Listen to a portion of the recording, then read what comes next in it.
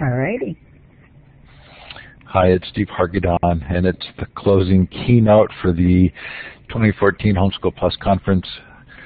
So delighted to have Monica Cochran here. Monica, welcome. Thank you. Monica is the Director of Self-Design Global Learning Programs and Learning Circles, and she home educated 2 of her own children and has worked with other home educating families. Thanks so much to the supporters and promoters of the conference, Homeschool Life, G3, and Home Education Magazine. Thanks to Blackboard Collaborate. Yet again, another flawless event with regard to the platform. We just so appreciate the stability of Blackboard Collaborate. Having tried other snazzier options, we keep coming back because we love how stable it is. Don't miss our Alternative Education Film Festival, altedfilmfest.com. 7 films this month available online, directors' interviews, very interesting films, provocative, deep thinking looks at education around the world. We've had Herman Doyne talk about his film, The Forbidden Education. We had Kevin Soling talk about his film, The War on Kids. And we've got 5 more fun ones coming up. Check it out if you would. For those of you who are attending live, this is a chance to indicate where you're participating from. Click on the star to the left of the map, then click on the map. You can put it in the chat as well. We do have Mexico in the room. Texas. Texas. Hi, Peggy.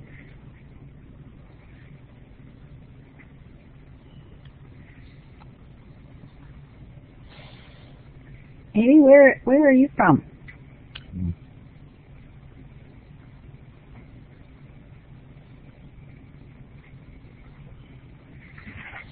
How about, oh, you're in Phoenix, Peggy, okay.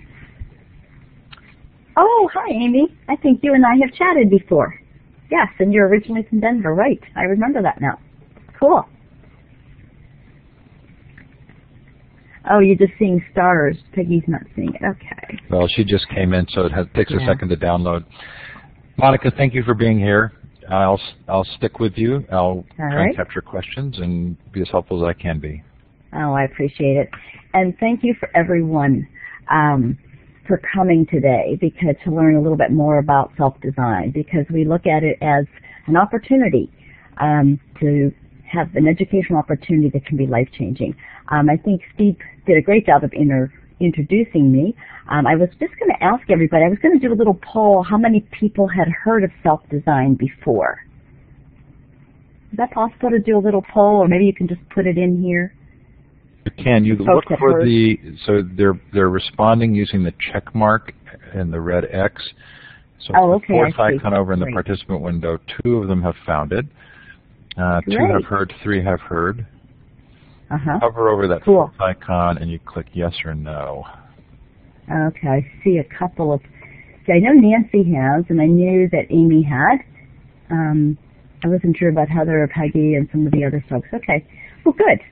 Because, and if you also, there's some specific things that you would like to know about self-designing, just pop them into the chat box. I'll make sure we can take a look at that as well, okay?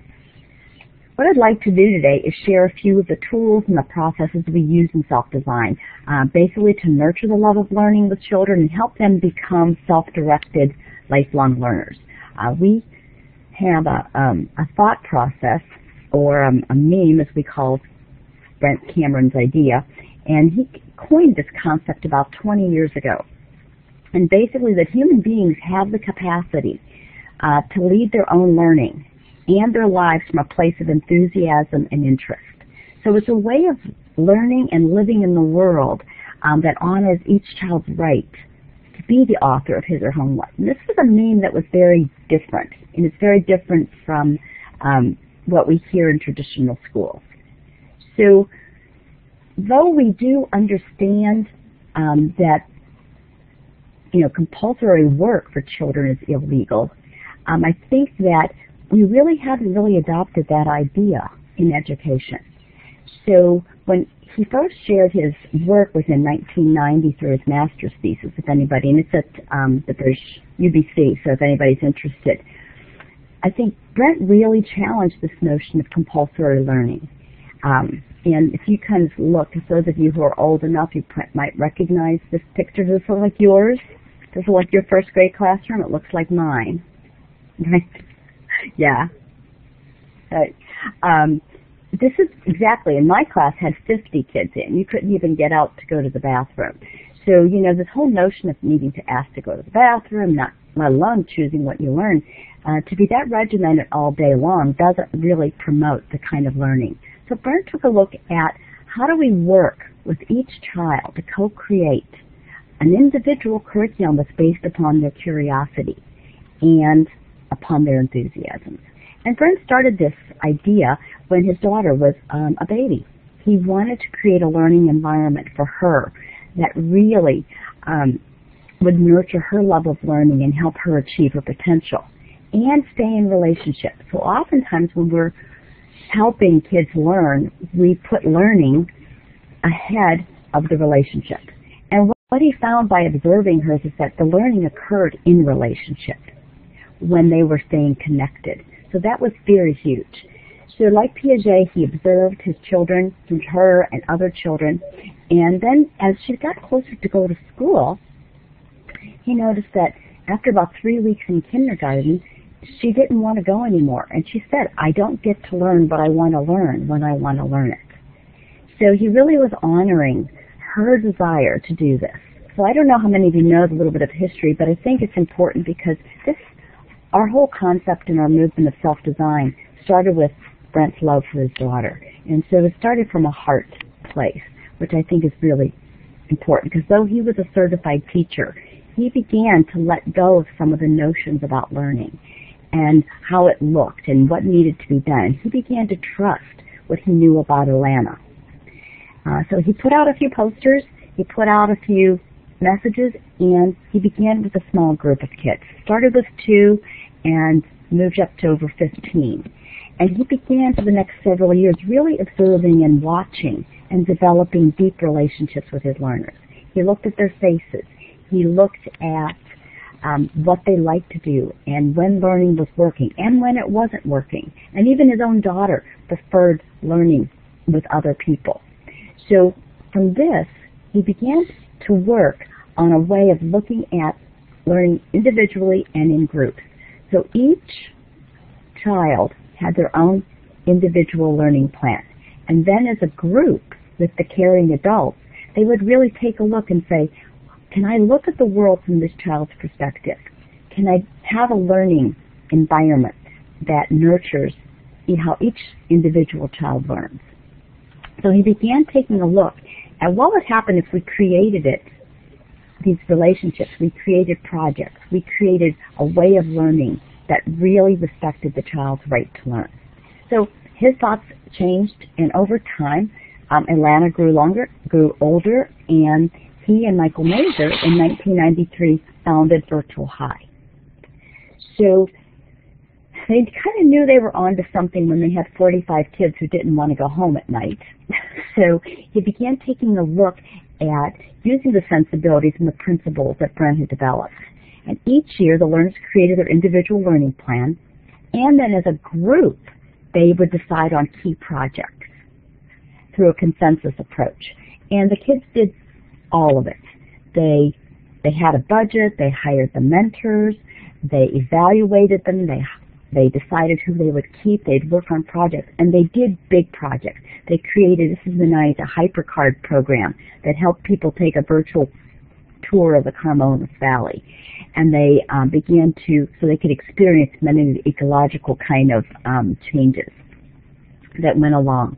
And then after that, they also did a program that was an educational program on conserving energy that they sold to BC Hydro. And they also sold it to the city of Pasadena. So as you take a look at this, because Brent believed that kids really could do these kind of things that we hadn't seen. Also along the way, he began to take a look at the rights and the responsibilities of learners. And the kids began to study some of the rights and responsibilities, and really that children should have the right to be a part of their learning. And they decided to create their own declaration of learners' rights and responsibilities. And they avoided the use of the word student and used the word learners. And the declaration asserted that learners, regardless of the age, have the right to determine the direction and the course of their learning. That learning is biologically ingrained. And he described this. And they read this in their workshops. They presented it to the Ministry of Education in British Columbia. And since then, UNESCO has published it in its newsletters. And you can take a look at it on our website. But this whole concept of learners understanding their rights and their responsibilities nurtured many more learners who were willing to accept responsibility. So I think someone posted a question. I'm having a hard time seeing a little bit of the chat box, but people asked how we got funded. Initially, it was self-funded, and then we got a grant for Virtual High, and eventually we got a grant from British Columbia's Ministry of Education, and we started with 100 learners and 10 learning consultants in 2002, and we began a home learning adventure. So what we did was looked at how to partner with parents and a certified teacher to create learning plans that are based on learners' interests and strengths. So we started back in 2002 with 100 learners and 10 learning consultants. Now we have over 150 learning consultants, and we have well over 2,000 learners who've been working with us.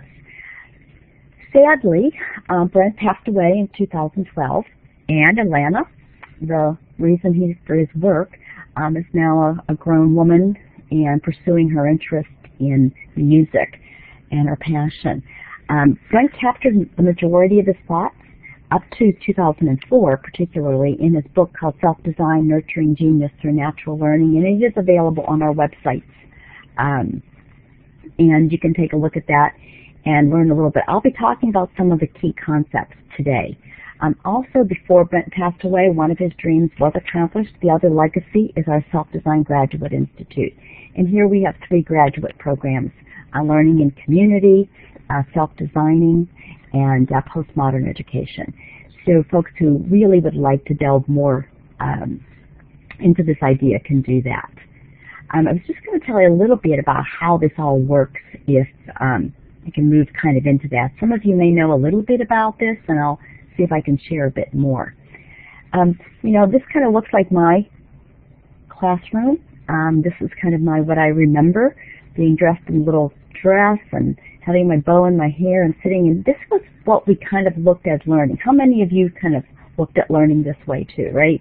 This is children sitting down, writing.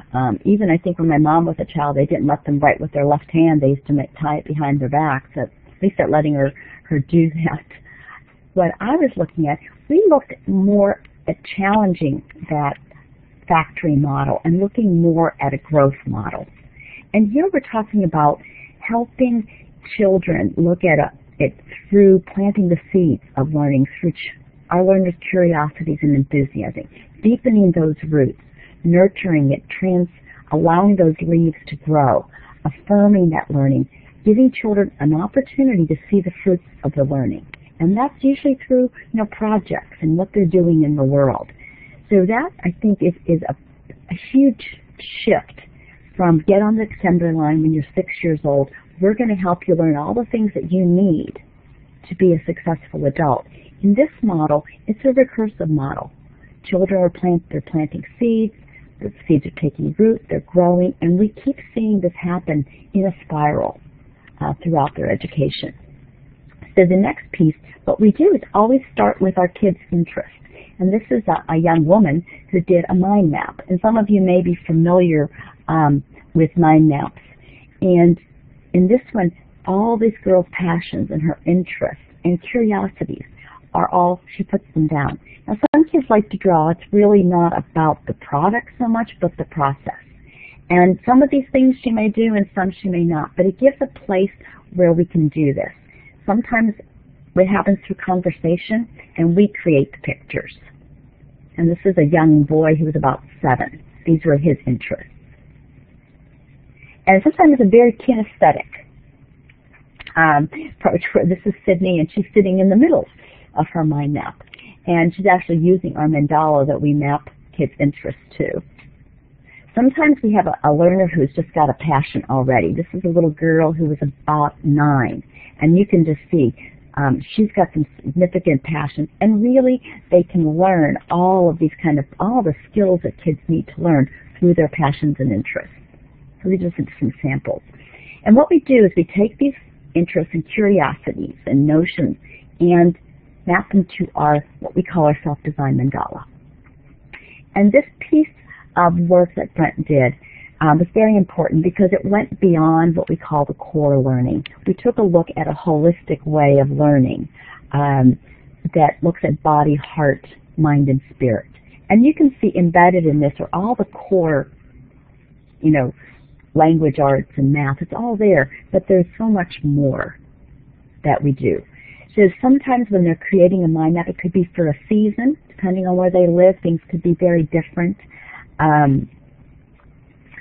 It could be for a whole year. And since we're using this in a North American environment, sometime in South America, and we've got some folks down under, sometimes we'll just do it for maybe 6 months, or for younger children, we might do it for a shorter period of time. But you can see in self-design, that's the personal planning and journaling. We look at wellness. We look at language and communication. We look at relationships and humanities and second languages. And then we take a look at the learner-consultant conversations, what identity are they creating of themselves as learners. And then we move into some of the mind parts, logic and math, tools for living, science, ecology. And then we look into spirit, the creativity and the expression, and some philosophy. And then at the top we have a review at the top. So I hope that's makes more sense here. Oh, those were great. I was glad you enjoyed those. Yeah, not everybody enjoys creating the mind map. So I like to make sure it's really the process. It's all us talking with the kids about what they like that they're doing and what more things would they like to do along those lines. And how would they like to spend their time if, other people, when they're alone and they're not with other people. What do they like to do with their parents and things? Yes, they can reveal the genius of the mind. Yeah, and the child. And it's in that listening and it's in that conversation that's really important. So one of the things that comes along is that all of these mind maps and everything can look very different. So our goal, and I wasn't very successful, people said, well, can you show us some of the learning plans? And I hesitate to do that because they can look so different. If we're regulated by a school or a ministry or a state or something, then we create them to fit the needs of that family. So last year I tried to show a link. I tried to screen share, but I wasn't very successful. So I think I'll skip that. Come to one of our open houses sometime and I can show you some samples. Yeah, I'm going to go down here and see what else we have here on my next one. This is another really important tool that Brent designed about 20 years ago. And it was one of the first tools that I began using when I was working with home learners, because I started in '97 working with other home learners. And what I loved about it is that it gave me a language for describing natural learning. Yes, our open houses are virtual, so we do those.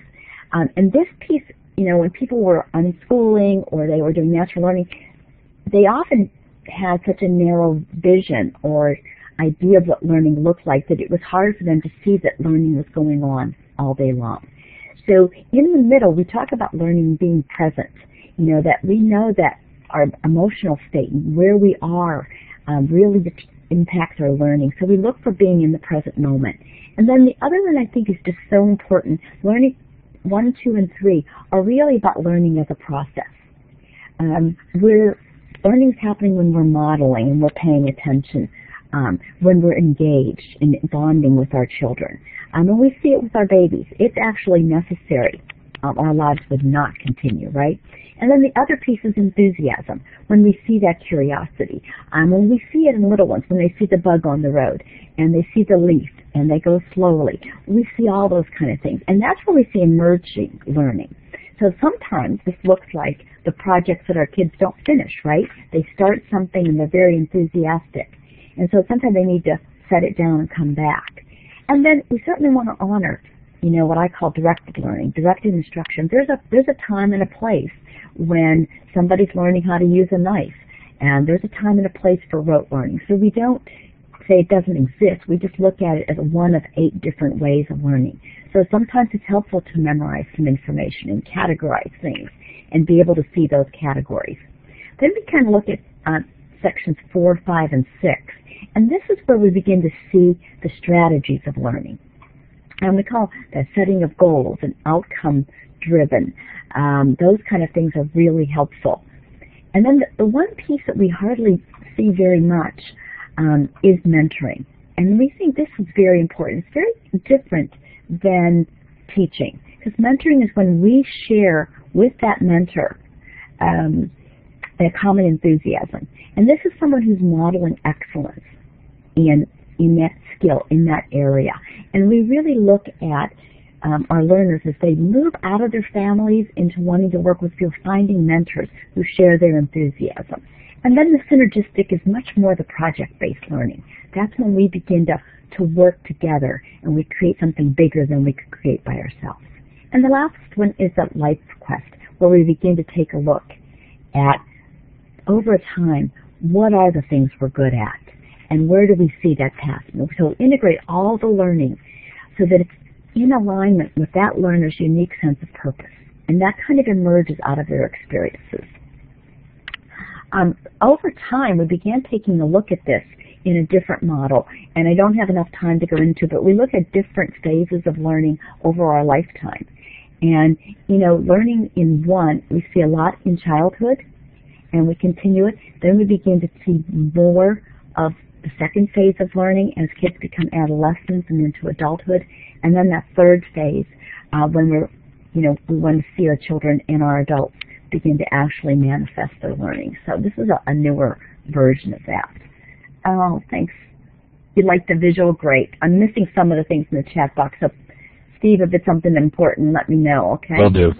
Another process that's really crucial and a very important part of self-design is what we call observing for learning. And this is really a piece that's so important because people will say, well, how do I know learning is really happening? I'm worried, I'm concerned they're not getting what they need. We know it was created by Kathleen Forsyth.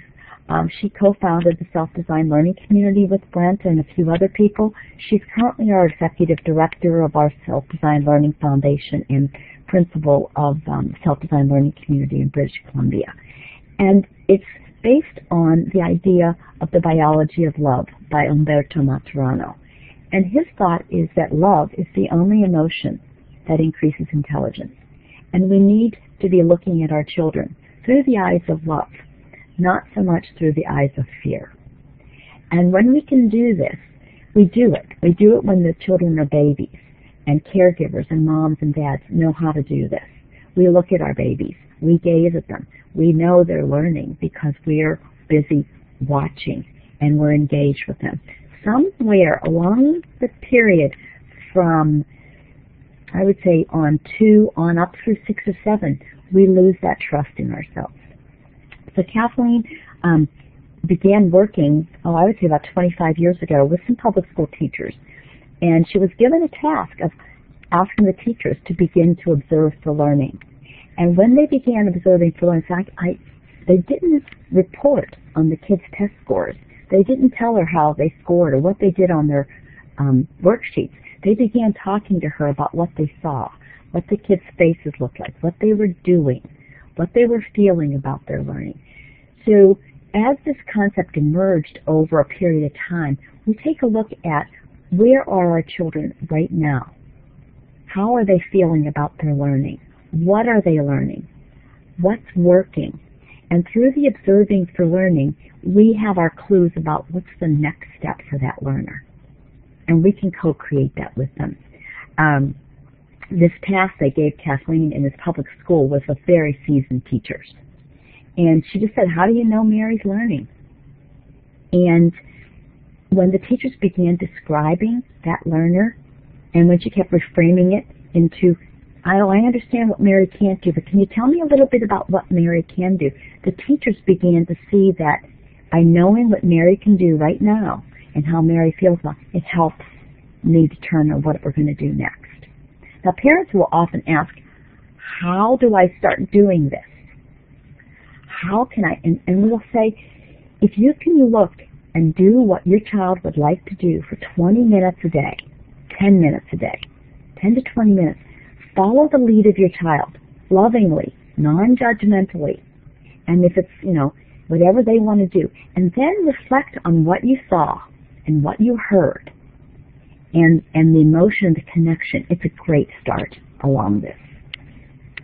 So I hope we really want to honor our children's growth. And I chose this slide in particular because Brent always had a joke that when he looked at learning and transformative learning very similarly to the caterpillar and the butterfly.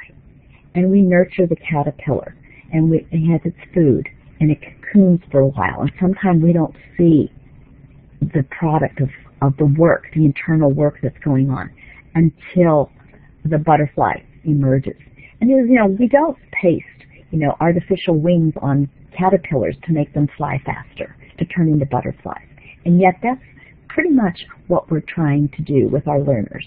Let's see if we can have them do this faster. Can they do it quicker? Can we be more efficient?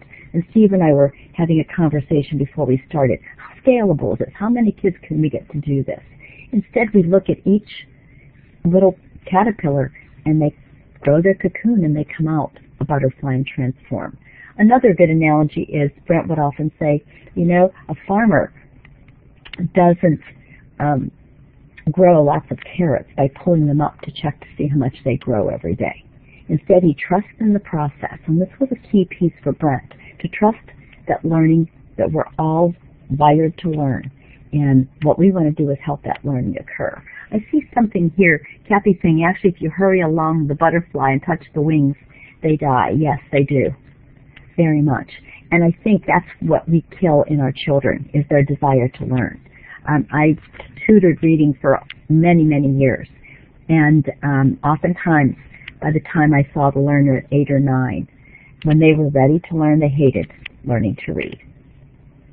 And so part of my job was working to let them know that I think you can do this, and we can make it fun, and it can happen. But if we start too early and they're not ready, their desire to accomplish this, even when they do learn the skill, is diminished significantly. So, again, I could talk about observing for learning for the whole time, but we do workshops on it because it's so awesome. Now, along the way, Brent also honors all the different kinds of learning that's going on, and that's, pays attention to Howard Gardner's work and all the different intelligence. So we want to honor all the different ways of learning. And then along the way, he also took a look at what we call the neurobiology of learning, what we're learning about the brain, because that's a piece we didn't know maybe 30, 40 years ago. We didn't know how learning was happening. So he began to map the mandala to the different parts of the brain, the body and the heart and the mind and the spirit. And as we learn, we know that the brain development goes, we call cephalocaudal, it goes back to front, bottom to top. And we see that learning happening all the time. We've been following neuroscience for quite a while, and again, I could spend a whole other session just on this. But we know something that's really important, and when learning is triggered by fear, it's very narrow learning. If we're hoping our children are going to be able to be broad thinkers and be able to live in the world, we really want to be having the learning emerge out of love. And that's the learning that's happening in the prefrontal cortex, not in the amygdala.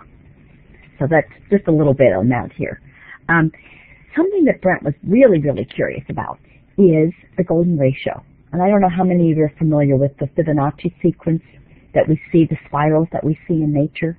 but it occurs all over. It occurs in weather. It occurs in all different things. And it also occurs even in our body. That 1.6.18 ratio is in our knuckle, and then in the bigger knuckle, and then it gets bigger in the hand, and then in our arm. And it's there in nature. This is another tool that Brent worked on, and it's called the life spiral. And this life spiral is really a tool for reflection, for planning, for being in the moment. And what we do is we take a look at all the learning that's going on. And learning can be a transformational journey. It offers opportunity to look forward, look backwards, and take a look at where we are in our life spiral. And it's very powerful for adults, for children, when we do this this exercise, and you can do it, individually. We do it on, not familiar with this. Okay, not familiar with the Fibonacci or the life spiral. Fibonacci sequence that you see in nature. You see it in architecture, you see it in weather, but it's the spiral that we see. Yep, it's a nature sequence, right. But we also see it in life, too. And if you look at it, it's 0 and 1, and 1 plus 2 is 3, 3 plus 5 is 8, 8 plus 5 is 13, right? 13 plus 8 is 21, 21 plus 13 is 34. And then you see the spiral out. And when we do exercises and activities, we invite families and kids and adults to go on, step on the life spiral and look back and look forward and remember an experience they've had. And this has just been huge because there's so many developmental phases that the kids can do and adults can do. And we did one in Texas where we had 4 generations. We had a grandfather in the 80s. We had great-grandfather in the 80s, grandparents in the 50s, parents in the 30s, kids in their teens, all the way down into having a little baby.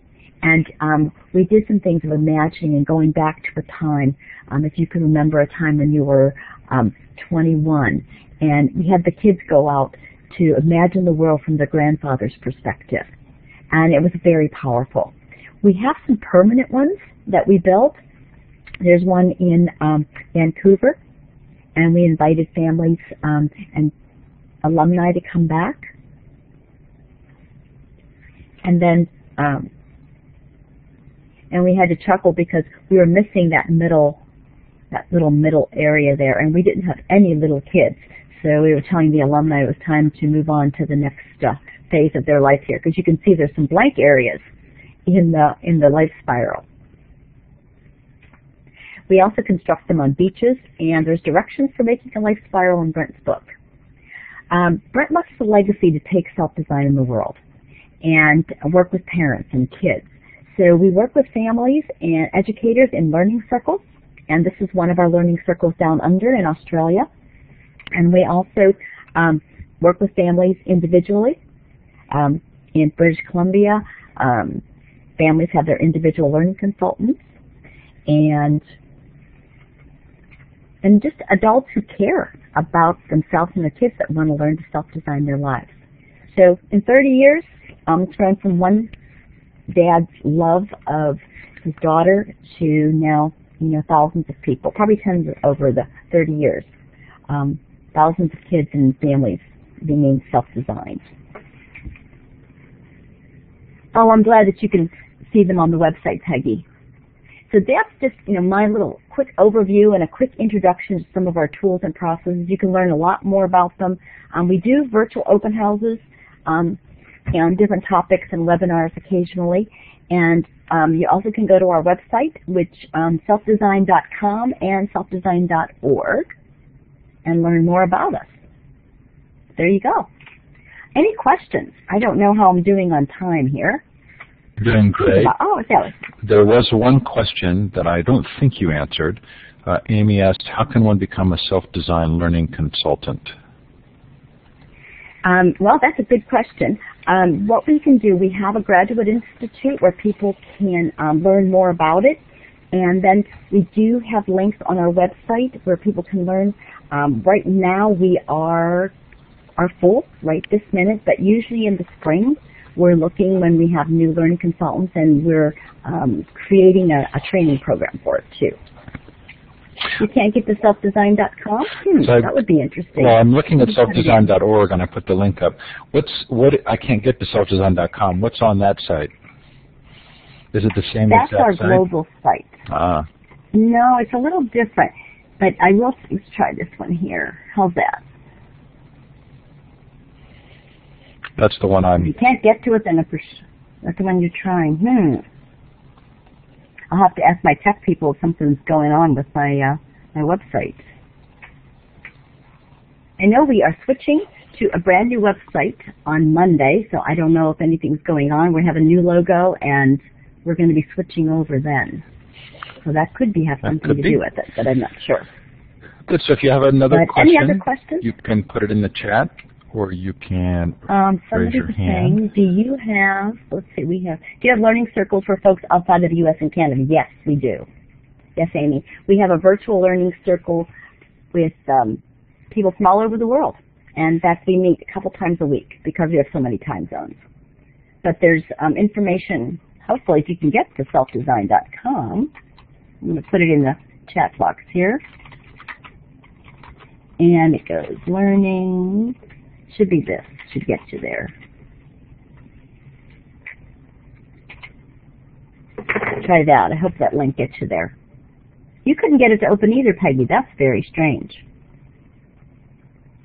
I will take a look at this after we're done here and make sure we can. Well, the links stay in the chat, and if you want to capture the chat, you can go up to File, Save. You can save the chat as a text file. Oh, great. And it'll also come up in the recordings. Oh, good. Okay. Yeah, we will definitely check out. Nancy's saying she can't get there either. That's pretty unusual. So, other self-design is a great phrase.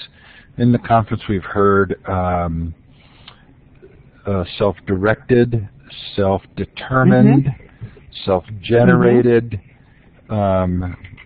Can you make an argument for why self-design ends up being a better phrase for you?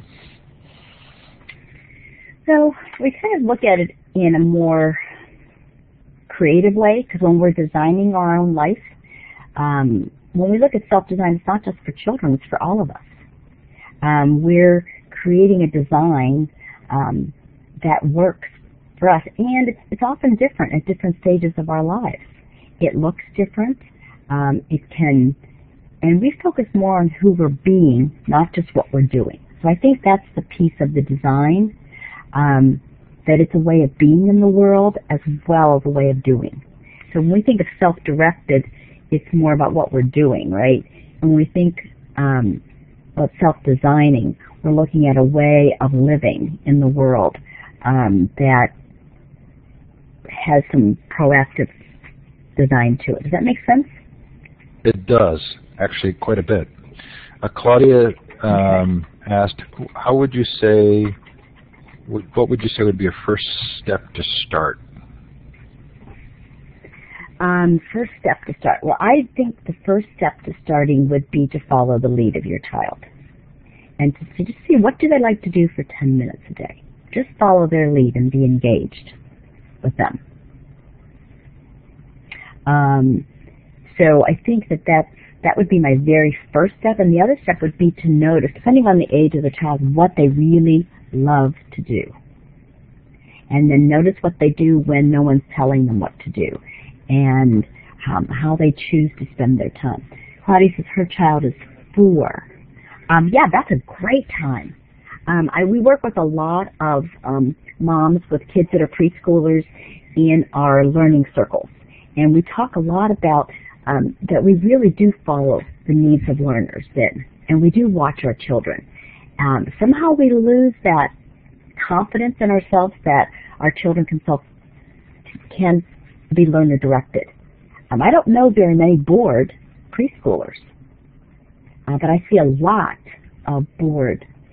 Yeah, it is attachment, but we call it conscious parenting, because again, one of the keys, we have a little course that River Meyer designed called the Self-Design Path that talks about our key principles. And again, too much to cover in one session, but we talk about some key things like mutual respect and the languaging, the positive languaging we use, and being attuned to our children. and being conscious about what we're bringing from our own parenting, our childhood forward. And once we do that, when we become conscious and we bring it up to our awareness, then we can be making a decision about our relationship with our children and how we want that to be at the end of the day. So that's a really important piece. That's a really good question. Peggy's asking, how do we blend this philosophy if your child's in public school and not being home learning? Yeah, and we actually have someone doing a master's thesis on this right now in the Graduate Institute, because sometimes it's just not possible to do home learning. The situation isn't one. And my children, I started home learning with my children in '94, and some were in school and some were at home. And in different years they did different things.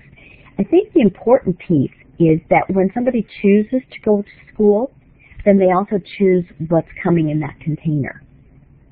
And I think the part of the parents, so if it's a choice of going to school because they want to play sports, like here in Michigan, if you have a child who really wants to play sports and, then they have to be in school, especially once they get to be about middle school. And so if that's a choice, they know they have to be there, then they also accept what's going on. And then we could still be an advocate for our child. We can still have them question and make good choices and help them balance their day. Let's see. What's coming? Yeah, I think you're saying here, good point. If they choose to go to public school, they choose what's coming in that container. And yet, what? Most of our families, because I used to be a Montessori directress, and they were so worried about these kids because we would always talk about independent learning. And when they went to school, how will they function? How will they do it? And these kids did just fine, because really self-directed learners or self-designing kids usually do quite fine in situations, because they understand they have choices. And if I can't change what's going on, I can change how I view it. I hope that makes sense.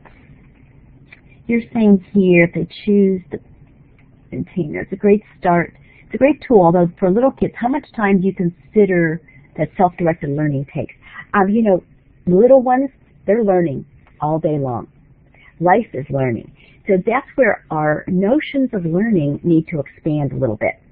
I just had a great learning circle meeting yesterday with our moms, and we were talking about how do we create our homes and our where our kids live every day into environments for learning. And it can be very easy.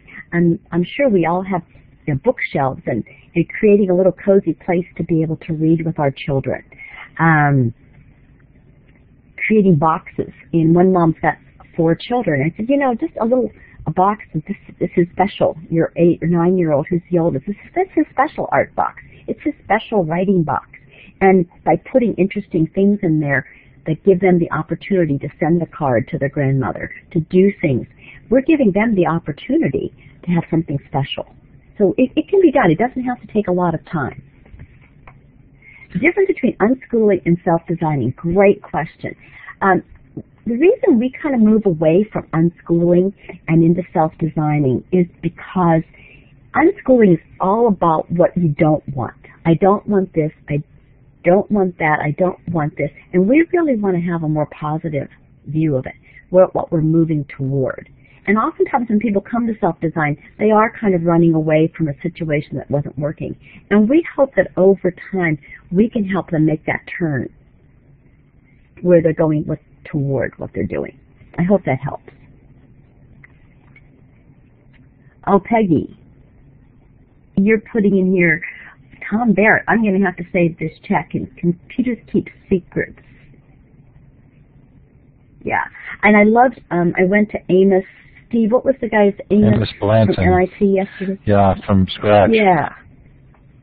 And I went to his, I've been really stacked and needs, haven't been to as many sessions this year, but when I went to Amos's yesterday, I really think he kind of hit the nail on the head when he was talking about giving children, have things be learner-driven, out of their curiosity, out of their natural enthusiasms, and that we're kind of that guide along the side, not the sage and the stage. And I think that he was talking a little bit about Seymour Papert's work. And I'm a big fan of his work from the 80s, and I'm telling you how old I am. But I can remember doing logo on our Apple IIc with our kids, and it was just amazing. The turtle and eventually the robot, it was truly amazing. Oh, I'm going to have to take a look at that book. Yes, I think asking good questions out of a place of curiosity. One of my colleagues made it, it's really not fair to keep asking kids questions we already know the answers to. It would be much more challenging and more beneficial for everybody if we ask those big questions that we don't know the answers to. And then we can discover together. I work with a learner who knows so much more about cars than I ever knew. I probably will ever know. However, what I've noticed by me being curious and entering his world, I now can pick out a GTO on the street. And because he's helped me create a conceptual framework that I now know how to look at cars and what's important. And I may never know as much about oil sump pumps and all those kind of things as he does, but I know a lot more. So it's all in that questioning. And again, from a place of curiosity, just entering his world and being curious with them. Oh, yeah. And that's so interesting because kids ask so many really incredible questions, especially from 3 to about 7, because that's before they're having that conversation in their own head. Because about 8, there's a big shift neurologically, and the myelinization happens, and that's when our kids get quiet, because now they're having that conversation with themselves in their own head, just like we do. So it is very important to keep that connection open. Right, and we do miss their questions because we're not willing to give them that one-on-one, undivided time. So Kathleen's, notion of 10 minutes a day of doing just what your kid wants to do, and then reflecting on what did you see, what did you hear, how were they feeling. It's a huge step. Being present, yeah, it's huge. And we're often so busy doing for our kids that we forget how important the being is. So that's really huge. And I think working in groups too, I know when I was a teacher, having the opportunity to have another person in the room with me allowed me to be present with my learners. And I really valued that in Montessori, that we were rarely ever not team teaching, and it really helps. Other questions? Yeah, that being in the present moment, that slowing down is just so important. Not running through our to-do list when we're with our kids. And really noticing not just their behavior, but listening to their feelings and then going a little deeper. We call it compassionate communication and understanding what their needs are, because they do have needs for being competent. And those needs are driving the learning, that need to know. And if we allow that to grow, we will have learners who will be lifelong learners. Other things here, so busy. So there are 2 books on the website. One is the Self-Design, and then the other is Learn Your Way, something like that. Are there other materials as well as the two books you'd recommend people look at?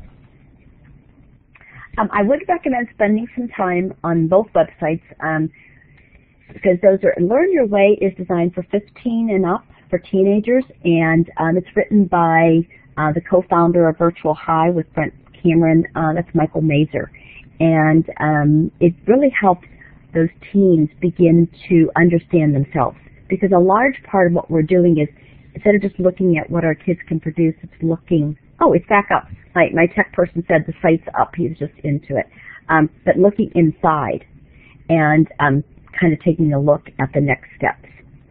So Learn Your Way is very good. I would look at pieces of Self-Design 101 to learn a little bit more about us on our website.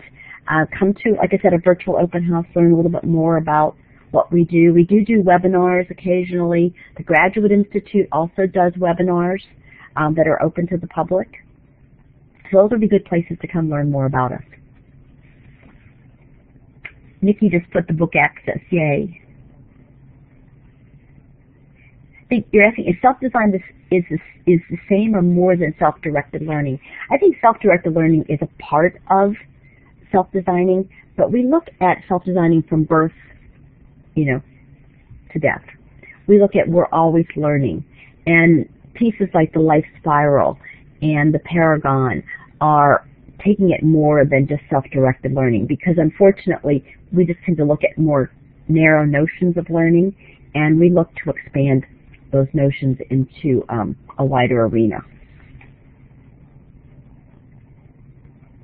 I'm looking to see what else we have here. I know you have an office. You said, how much time? Go ahead. We're getting close to the end here. Has anybody opened up another office anywhere that's like the one you're in, where it's sort of a group of people? We do have a self-design inspired learning community in Austin, Texas. It's called the Whole Life Learning Center.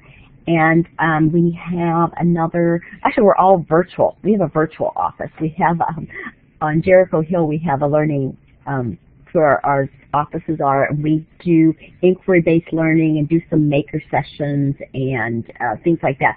But pretty much we're all virtual. Oh, and we do have a couple. At one point it said you could pick the book up, so I assumed there was an office where you were. Oh dear, I wish. Yeah, I have some here. I can send them to people if they would like them. You can order them on the website. I'm one of the distributors here in the United States. It costs so much money to ship things from Canada that I have some here that I try and ship to the States. Yeah, people can in Canada pick it up at the office. We have an office in Vancouver that they could pick things up at. Cool. Well, I'm glad you like the resources. I think it's awesome. I saw one question here, but I don't know if I can get back to it.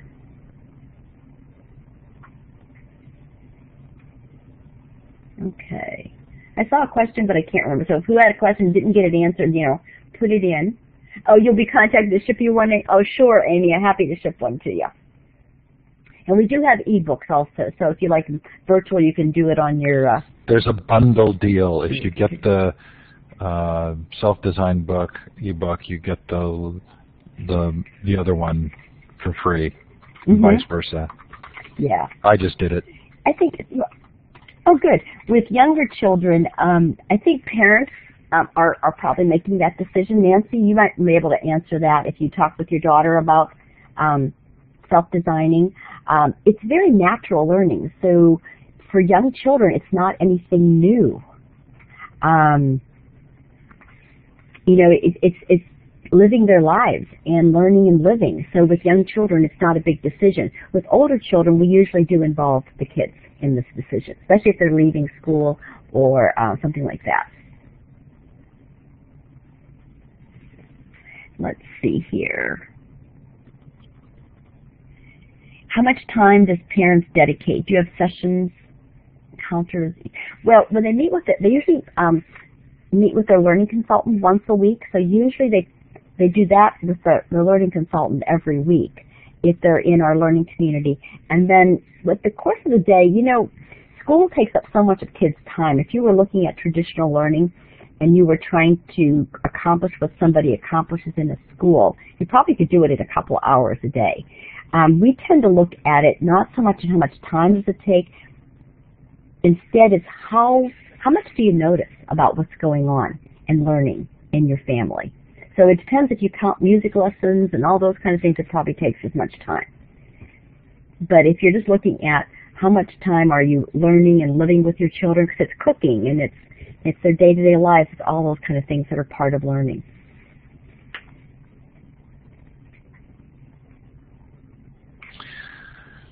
I'm not sure if I'm understanding your question, Claudia, but maybe you can ask me again offline. How's that? And I can give you a better answer.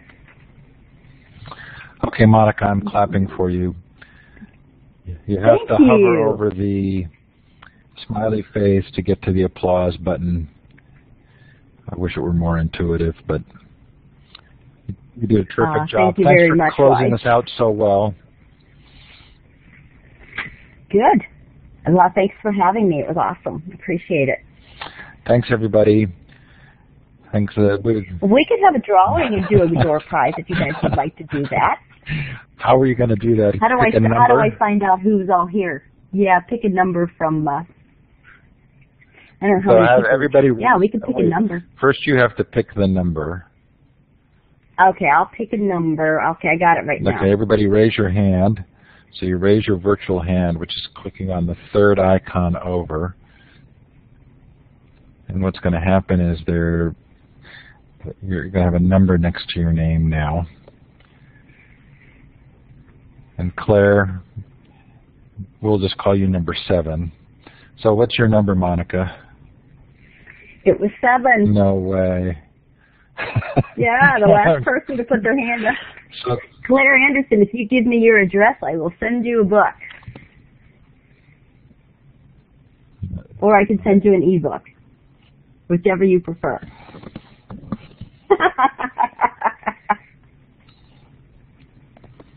So I'm going to close this out now. I'm going to turn the recording off. Monica, maybe put your email address in there for Claire so she can send you information. Yeah. I'm hereby closing the 2014 Homeschool Plus Conference. We didn't have a lot of attendance. No surprise there. But it was a great conference, and I've just loved every part of it. So thanks, everybody. Thanks for being here. Monica, thank you. Thank you. I'm going to see if I can get my whole address in there. How's that? Let's try that one better. Great. Let me know, Claire, and we'll get it off to you.